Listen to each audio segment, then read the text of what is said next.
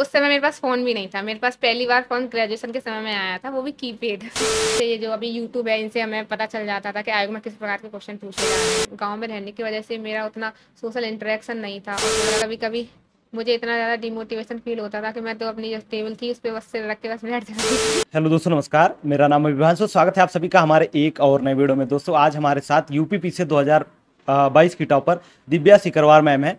Ma'am का selection SDM की post पर फर्स्ट रैंक के साथ हुआ है। तो आज के इस वीडियो में मैम की जर्नी के बारे में जानने के साथ साथ इन्होंने क्या स्ट्रेटजी अपनी फॉलो की थी। आप लोग काफ़ी दिनों से जो है कमेंट्स कर रहे थे कि मैम के साथ इंटरव्यू सेशन करने का, तो फाइनली आज जो है शेड्यूल हुआ है मैम के साथ वीडियो करने का। तो आप लोग वीडियो में एंड तक बने रहिएगा ताकि आप लोग को भी क्लियर जानकारी पूरी पता चल पाए।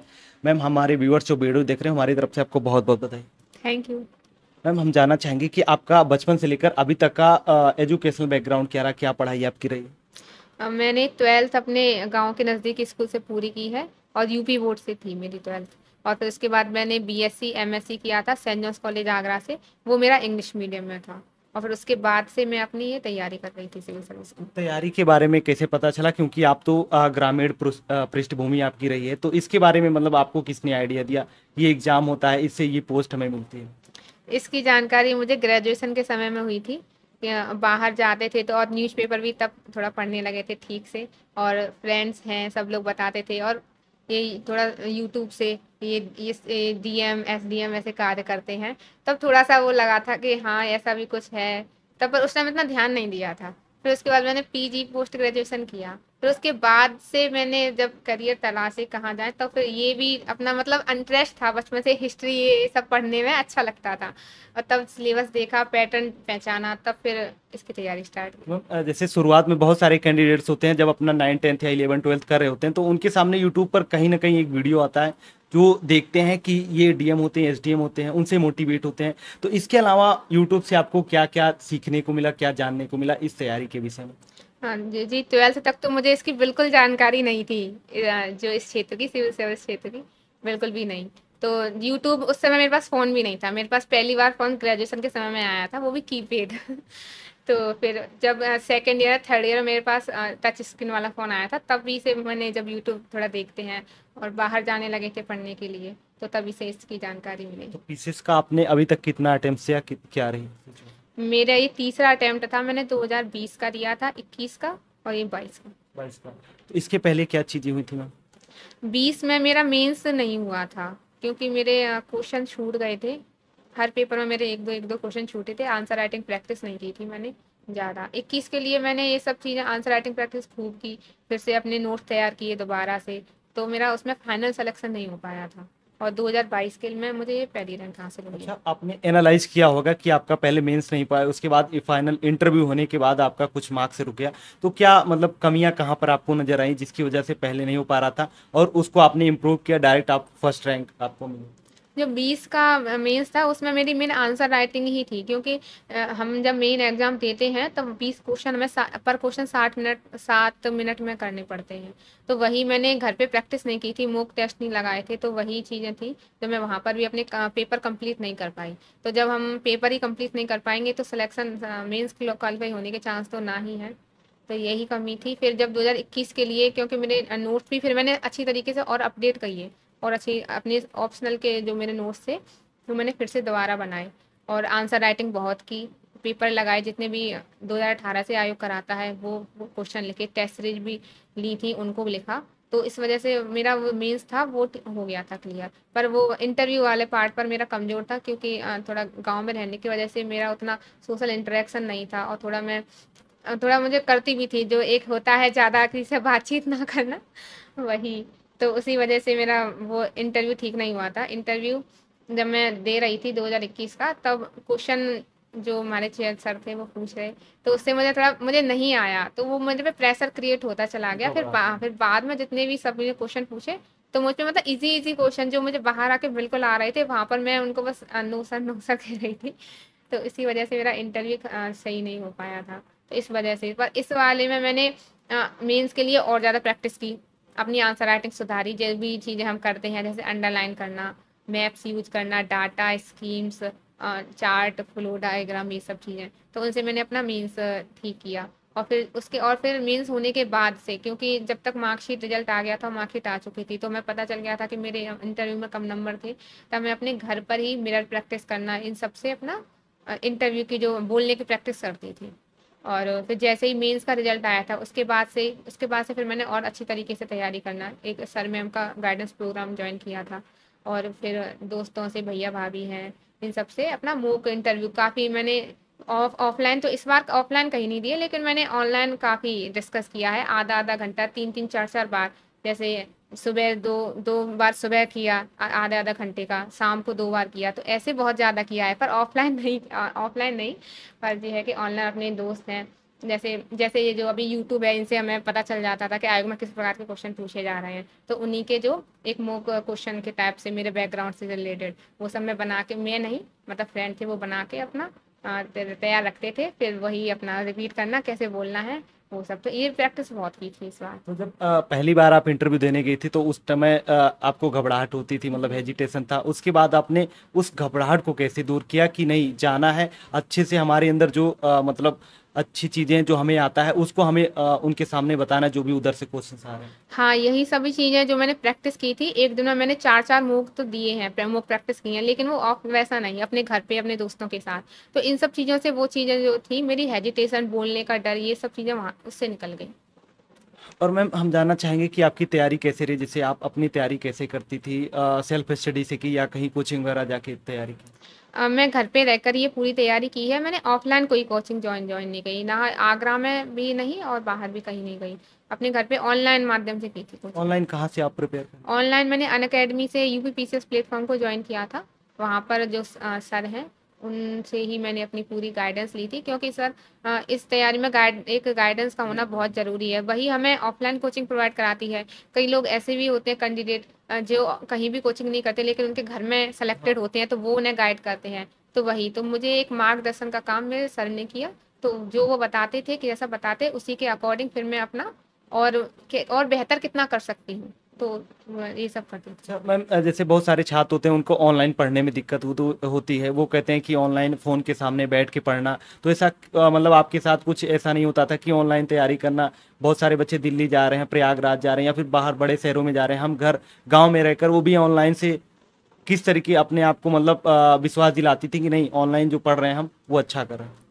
हाँ, ये था एक, क्योंकि मेरे पास जब ऐसा होता है कि हमें पता है कि हमारे पास यही चीज़ है, और हमें उसी और मुझे था जो मेरे पास है अवेलेबल, मुझे उसी में करना है। तो इस वजह से ऑनलाइन का तो इतना मतलब और मुझे तो अच्छा था, क्योंकि हमारा बाहर का आना-जाना बच जाता है। घर पे रह के हम रहते हैं, तो एक हमें अच्छा एनवायरनमेंट भी मिलता है। ये सब तो मुझे, इन सब चीज़ों को मैंने अपने पॉजिटिव उसमें यूज़ किया।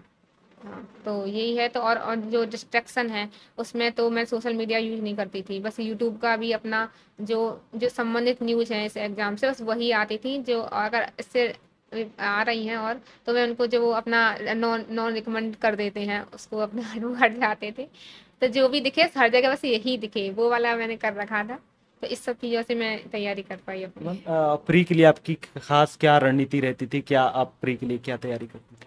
प्री के लिए जो मैं नोट्स बनाए थे, जैसे जो भी सब्जेक्ट पढ़ रहे हैं वही इकट्ठा पढ़ना पड़ता है, प्री मेंस का अलग अलग नहीं।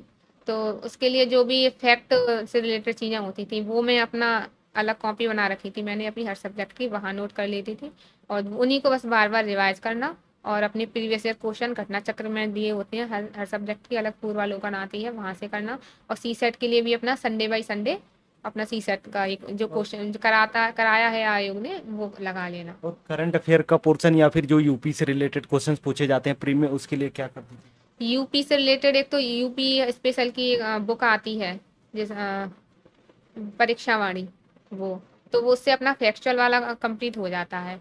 और जो जो वो है करंट अफेयर, वो घटना चक्र की मैगजीन में ही वो कवर कर देते हैं, यूपी से जो रिलेटेड लास्ट चीज़ें। में चीजें हाँ हैं। हाँ, तो वो उसी में कवर कर देते हैं, उसी से प्रीलिम्स के लिए वही फॉलो की थी।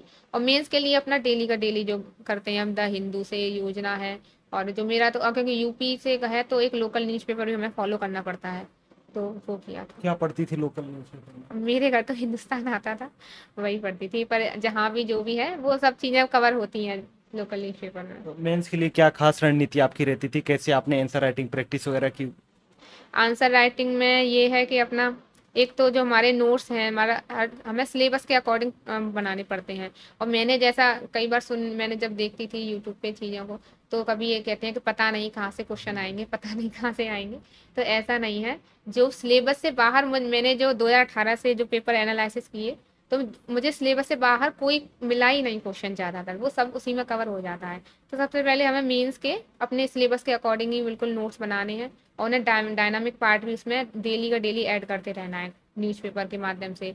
और मैंने कई बार वो भी राज्यसभा टीवी के पर जो प्रोग्राम आता है वो भी देखती थी, जो संबंधित होता था टॉपिक से, सिलेबस से संबंधित वो।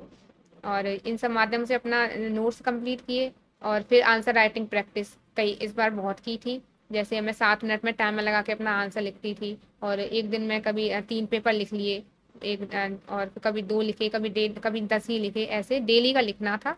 और उनको और अच्छी तरीके से और मॉडिफाई करना अपने आंसर को, इंट्रो, बॉडी का पार्ट, बुलेट पॉइंट में अपना लिखना है ये, और कौन सा डायग्राम सूट होगा उस जगह, ये भी है। ये नहीं कि बस अपना मन से कुछ भी बना दिया, सुटेबल होना चाहिए उस क्वेश्चन पर। ये है मैप कहाँ बनाना है, कितना बनाना है, किस साइज में बनाना है। कभी कभी हम पूरा मैप ही बना देते हैं, तो वो नहीं, एक कॉर्नर में अपना बनाइए, उसको ब्रैकेट करिए और वहाँ पे फिर डालिए फिगर, ये इससे संबंधित है, ये सब चीज़ें हैं। तो ये सब चीज़ें मैंने की थी इस बार आंसर राइट मेंस के लिए। और इंटरव्यू की प्रैक्टिस में फिर मेंस के बाद से फिर अपनी मॉक प्रैक्टिस करती थी, मिरर के सामने खड़े होकर बोलना घर पे सबको, दोस्तों से। तो ये सब चीज़ें की, तो वही सब चीज़ों से रैंक मिली। मैम जैसे कि हम बुक्स के बारे में जानना चाहेंगे कि आप कौन कौन सी स्टैंडर्ड बुक्स फॉलो करती थी। शुरुआत में आपने एनसीईआरटी पढ़ी थी कि नहीं पढ़ी थी, और बुक्स आपने पेपर वाइज मेंस की बात करें तो कौन सी पढ़ती थी? जीएस के पेपर के लिए तो कोई एक ऐसी बुक है नहीं, वो उसके तो हमें बनानी पड़ेंगी नोट्स, अपने हैंड रिटन नोट्स बनानी पड़ेंगे। एक तो लक्ष्मीकांत की बुक इंडियन पॉलिटी की है, वो पढ़ी थी। और एनसीईआरटी पढ़ी थी मैंने, हिस्ट्री की पढ़ी थी, ज्योग्राफी की, और साइंस की पढ़ी थी वो। और एक जीसी लियोंग भी पढ़ी थी मैंने, जो उसकी आती है हिस्ट्री की। और अब एथिक्स यू वगैरह के लिए, इकोनॉमी के लिए? इकोनॉमी के लिए मैंने नोट्स वो क्लास से किया था, जब क्लास करती थी वहाँ से मेरा कवर हो गया था। उसमें ये थी क्योंकि मुझे इकोनॉमी समझ नहीं आती थी बिल्कुल भी, तो मैंने बुक से पढ़ना उसे नहीं किया, वो सर पे जैसे उन्होंने पढ़ाया वैसा ही वो उतना प्रीलिम्स के लिए था सफिशिएंट। तो और घटना चक्र में भी आते हैं क्वेश्चन कभी कभी, तो घटना चक्र तो बहुत ज़्यादा इंपॉर्टेंट है ही, क्योंकि उसमें प्रीवियस ईयर क्वेश्चन आते हैं। कभी कभी तो वहाँ से सेम क्वेश्चन ही अपने रिपीट हो जाते हैं। तो यही सब चीज़ें की थी। और एथिक्स के लिए क्या पढ़ती थी? एथिक्स के लिए मैंने नोट्स बनाए थे, जो भी हैं सिलेबस में, कीवर्ड के हिसाब से ये डाल के इंटरनेट और इन सब के माध्यम से। और मैम यहाँ पर हिंदी का पार्ट होता है और एससी का पार्ट होता है, उसको आपने कैसे किया था? और एक बात बताऊंगी, एथिक्स के लिए भी उसमें भी करंट अफेयर का काफ़ी वो रहता है। तो जैसे हम न्यूज़पेपर पढ़ते हैं, तो कभी किसी ने अच्छा काम किया ये, तो वो भी वो मैं करती थी, उसकी भी अलग कॉपी थी। मेंस के लिए अपना 4 कॉपी बना रखी थी करंट अफेयर के लिए, उसी में जिस जिस टॉपिक से संबंधित थी, तो वहाँ पर वो डाला अपना, और वो सब चीज़ें इससे संबंधित करंट अफेयर ऐड कर दी। अपनी डाटा की भी अलग कॉपी, और अपनी स्कीम्स की भी, इसकी यूपी गवर्नमेंट की और केंद्र सरकार की, इन सब की ये सब स्कीमें थी। और अभी और हिंदी के लिए और एसए के लिए क्या मतलब बुक्स वगैरह आपने फॉलो की? हिंदी के लिए मैंने पृथ्वीनाथ पांडे की बुक पढ़ी थी। उसमें अपना जो लेटर वाला पार्ट है वो वहाँ से कंप्लीट किया, और उसको थोड़ा और अच्छा बनाने के लिए जो सरकार अपनी जारी करती है सरकारी पत्र, ये परिपत्र, वो सब देख लेती थी कैसे वो लिखते हैं। और जब हमें एक लिखने का भी आता है क्वेश्चन इसमें हिंदी में, और ग्रामर वाला पार्ट उसी से पूरा किया था। और एसए के लिए मतलब क्या चीज़ें करती थी, क्या खास रणनीति उसकी रहती थी? ऐसे के लिए तो वैसे कोई बुक नहीं पढ़ी मैंने, जब हम जीएस का सिलेबस तैयार करते हैं उसी में हमारा ऐसे भी कंप्लीट हो जाता है। तो अलग ये था कि मैंने अपना ऐसे हिंदी में लिखा था, तो कोट्स अपने किए थे।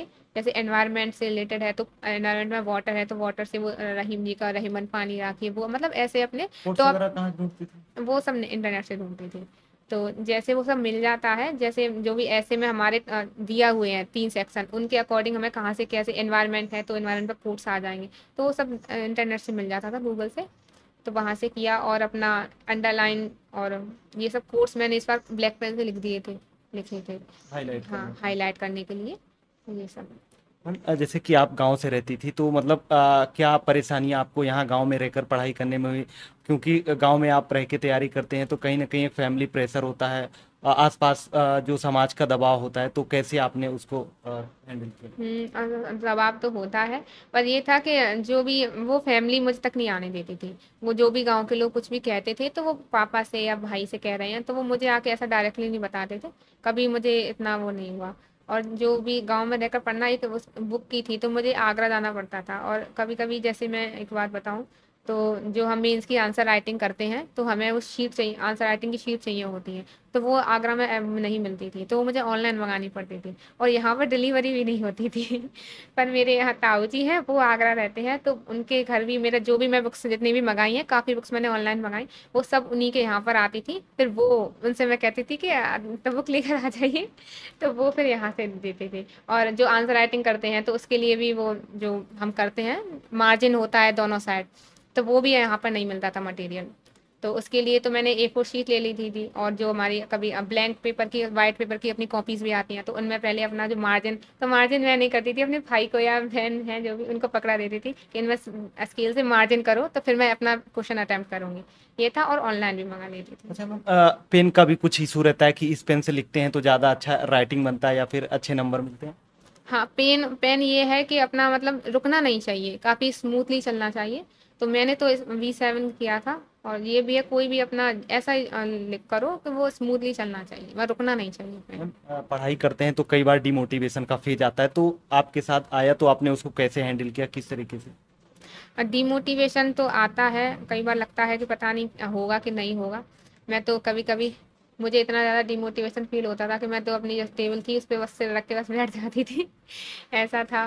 पर ये है कि फैमिली का सपोर्ट था, भाई का कॉल आता, भाई को कॉल लगा लिया। और अपने फ्रेंड हैं, उनको कॉल लगा लिया। मम्मी को पता चल जाता था कि इसको मतलब इसको कुछ दिक्कत है। तो वो कहती हैं, परेशान मत हो बेटा, हो जाएगा, मेहनत करती रहे। मुझे मम्मी कहती थी, मुझे विश्वास है तेरा तेरा सिलेक्शन जरूर होगा, तू इतनी मेहनत कर रही है। हाँ, तो तू रुकेगी तो नहीं। तो यही सब चीज़ें अंदर से मोटिवेट करती थी। यही और सब जब था। आपका रिजल्ट आया, रैंक फर्स्ट आया, तो आपके मम्मी पापा घर वालों का या फिर आपके आसपास गांव वालों का क्या क्या रिएक्शन था? मम्मी तो काफ़ी खुश थी, रोने लगी थी। और पापा भी काफ़ी खुश थे। गांव वालों की बहुत ज़्यादा खुशी थी, एकदम से सभी लोग बधाइयाँ देने लगे थे। काफ़ी काफ़ी खुश थे। अब हमारे साथ बहुत सारे छात्र जुड़े हैं जो कि तैयारी कर रहे हैं 2023-24 के लिए, या फिर आगे भी अपना प्लानिंग कर रहे हैं, तो उनके लिए आपका कोई सजेशन या सुझाव रहेगा? जो अभी प्रीलिम्स आने वाला है, उसके लिए तो आपने जो भी अभी तक नोट्स तैयार किए होंगे, तो उन्हीं को बार बार रिवाइज करना है। और MCQs लगाने हैं, और मूक टेस्ट देने हैं। ये है। और मोटिवेट रहना है। अपने अपने अपने उद्देश्य को देखिए, हमने इस तैयारी को क्यों आना चाहते थे, वो ध्यान में रखिए। अपनी परिवार की परिस्थितियों को ध्यान में रखिए, यही सबसे ज़्यादा हमें मोटिवेट करती हैं। और यही सब है। धैर्य रखिए, धैर्य तो इस तैयारी में बहुत ही ज़्यादा ज़रूरी है। अपने ऊपर विश्वास रखिए। कई बार हम विश्वास नहीं रख पाते हैं। जैसे हम कई बार कई बुक्स पढ़ लेते हैं, तो विश्वास रखिए कि हम जो पढ़ रहे हैं वही ठीक है। उसको थोड़ा मतलब अपने ये है, अंदर से आना चाहिए कि ठीक है। और अपने जो भी हमें पढ़ा रहे हैं, चाहे वो कोचिंग से पढ़ रहे हों, चाहे वो सेल्फ स्टडी से कर रहे हों, विश्वास रखिए अपनी चीज़ों पर। तो बस यही सब है। Okay, thank you so much ma'am, आपने बहुत ही कीमती समय दिया, और भविष्य के लिए आपको बहुत सारी शुभकामनाएं। Thank you. तो दोस्तों, आप लोग को आज का वीडियो कैसा लगा, आप लोग एक बार कमेंट करके जरूर बताना। यदि आप लोग का कोई सजेशन या सुझाव होता है, तो भी आप लोग हमारे कमेंट बॉक्स में कमेंट करके बता सकते हैं। तो चलिए फिर मिलते हैं अपनी नेक्स्ट वीडियो में, तब तक के लिए जय हिंद, वंदे मातरम।